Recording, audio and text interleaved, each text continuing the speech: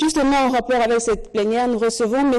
André Mbata. Il est professeur de droit constitutionnel à l'UNIKI dans le collège de droit de l'Université d'Afrique du Sud à Pretoria. Bonsoir, professeur. Bonsoir, madame.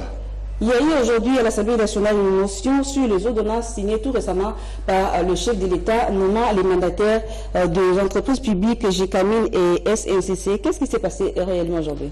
Bon, il s'est passé des choses assez graves à l'Assemblée, à la séance d'aujourd'hui, parce que d'un côté, on a fustigé les ordonnances du président de la République, et de l'autre, on a entendu des propos assez injurieux à l'endroit du chef de l'État, alors qu'on le dit en coalition. On a entendu un influent membre du FCC insulter le président de la République en le traitant d'inconscient. Ce sont des choses qui ne peuvent pas se passer dans une Assemblée nationale. Et quelle est votre lecture en tant que constitutionnaliste? Bon, ma lecture est simple. D'abord, si vous voyez l'article 100 et l'article 138 de notre Constitution, ces articles déterminent les compétences de l'Assemblée nationale. Il est dit clairement que l'Assemblée nationale, elle vote les lois, elle contrôle le gouvernement, les services publics, mais nulle part, elle n'est pas compétente pour contrôler le chef de l'État. Et à l'article 138, on vous donne les moyens d'action de l'Assemblée nationale, et puis des motions peuvent être suscitées, mais aucune motion ne peut constitutionnellement concerner le président de la République. Or, c'est ce qui s'est passé aujourd'hui. Il y a eu, de mon point de vue, une sorte de dérive au niveau de l'Assemblée nationale, dans le sens où l'Assemblée nationale a voulu, d'une façon ou d'une autre, interroger les actes du président de la République, alors que celui-ci est irresponsable et en aucun cas, même ses discours, ne donnent lieu à aucun débat. Et c'est vraiment une dérive qui a été tolérée aujourd'hui à l'Assemblée nationale. Est-ce qu'on peut dire que ces ordonnances signées par le chef de l'État sont conformes à la Constitution? Les ordonnances sont parfaitement conformes à la Constitution. Le problème dans notre pays, madame, c'est que des gens critiquent parfois sans voir les textes. Eh bien, quand on est intellectuel, quand on est scientifique, avant d'émettre une critique, il faut voir le document. Voilà les ordonnances qui sont critiquées. Il y a des ordonnances, l'ordonnance 62 et 63 qui nomment les mandataires. 62 c'est à la SNCC, 63 c'est à la GCAMIN. On a dit, d'aucuns ont dit que ne se référait pas à la Constitution. Faux. C'est vu la Constitution, spécialement articles 79 et 81. D'autres ont dit non, voilà, ces ordonnances n'ont pas été contresignées par le Premier ministre. Madame, vous avez ici la signature du Premier ministre, le contreseing du Premier ministre. Et la Constitution, l'article 79 dit que les ordonnances présidentielles doivent être contresignées par le Premier ministre. Peu importe qu'il soit démissionnaire ou pas. Je suis constitutionnaliste. L'article 79 parle contresigné par le Premier ministre. Et à l'heure actuelle, ou à ce moment-là, le Premier ministre, c'est Bruno Tshibala, il a contresigné. On a également dit qu'elle n'était pas prise sur proposition du gouvernement. Mais où est-ce qu'ils ont trouvé ça? C'est nos amis. Et ils font peut-être du saute-mouton en droit constitutionnel. Il y a des saute-moutons qu'on voit ici dans la ville. Voilà, c'est sur proposition du gouvernement. L'article 81, qui lise. Eh bien, partant de tous ces éléments, le président de la République a agi dans une matière qui relève de sa compétence. Le président de la République a pris une ordonnance conformément à l'article 79 et l'ordonnance a été contresignée par le Premier ministre, c'est fait, et elle était sur proposition du gouvernement. À partir de ce moment-là, madame, il n'y a pas de débat. Je me demande pourquoi on doit perdre le temps pour ne pas se consacrer aux choses sérieuses. Les ordonnances du président de la République sont totalement conformes à la Constitution. Je vais ajouter un élément. On a dit qu'il n'y avait pas nécessité et urgence. Pourquoi la GCAMIN, pourquoi ailleurs? Oui, mais c'est simple. Le président de la République, regardez l'article 69, chef de l'État, représente la nation, il veut au respect de la Constitution et il assure la continuité de l'État. Mais madame, qui peut aujourd'hui, mieux que Félix Tshisekedi, apprécier la nécessité d'urgence? Ce n'est pas un professeur d'université comme moi, ce n'est pas un député. Lui, c'est l'élu de la nation, c'est lui seul. Et il est le premier des Congolais parce qu'il a été voté par l'ensemble du peuple. Certains d'entre nous ont été votés dans leur circonscription. Mais c'est l'élu de la nation. Lui seul, il est mieux placé que quiconque. On ne peut pas dire qu'il n'y avait pas nécessité, mais évidemment, les gens là on se perd. Et le problème aussi, c'est que ce débat est mené par des non-spécialistes, par des non-constitutionnalistes. Tout le monde n'est pas juriste, tout le monde n'est pas constitutionnaliste. On constate dans ce pays que tout le monde, finalement, aime trop les droits constitutionnels et tout le monde veut se faire constitutionnaliste. Merci, monsieur le professeur. La nomination du Premier ministre, c'est un processus. Après l'acte juridique avec l'ordonnance de nomination, il y a un acte politique. Donc, comme disent les juristes, l'onction politique et populaire, parce que ce sont les représentants du peuple qui le feront. il y a l'investiture.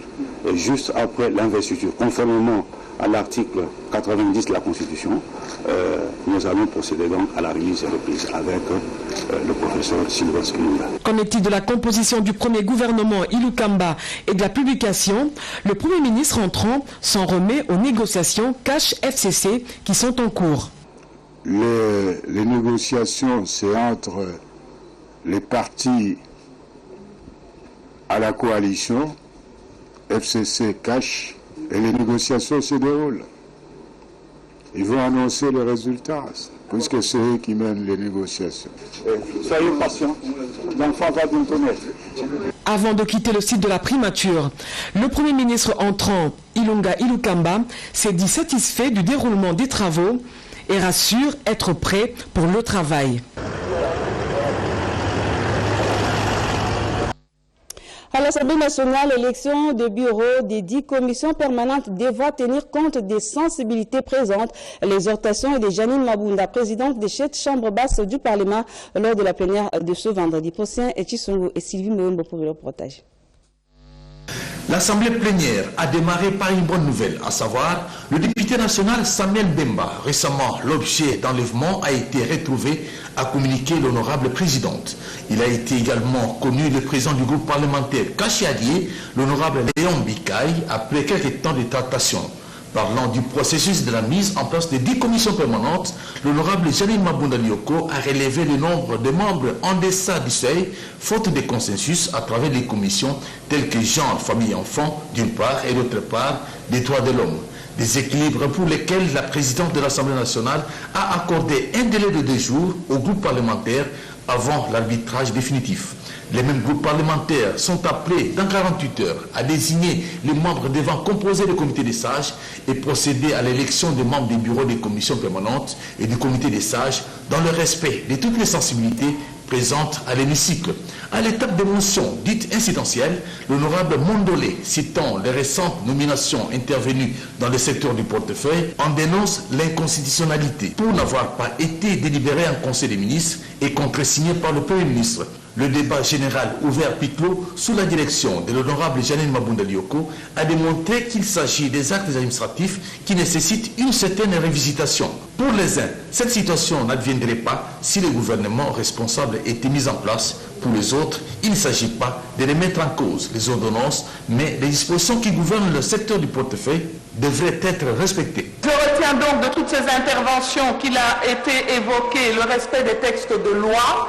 Il a aussi été bien insisté. L'institution président de la République n'a rien à voir ici. Nous parlons d'actes qui se passent dans le secteur du portefeuille et du transport et que le défaut de gouvernement amène à cette discussion sans interface et responsable. À toute la classe politique confondue, d'avoir à l'esprit que la République démocratique du Congo est à l'arrêt, que nous en sommes éventuellement les auteurs et que nous devons accélérer le rythme de mise en place des institutions avec un Premier ministre qui, en bonne et due forme, est investi par l'approbation de son programme de gouvernement chez nous à l'Assemblée nationale. Je rappelle aussi que la clôture de cette session interviendra le 15 juin. Il y a donc un sens de l'urgence si nous disons tous que nous avons en commun la population. Il s'est agi d'un sujet d'actualité qu'il valait la peine de débattre en plénière, a conclu le speaker de la Chambre basse du Parlement.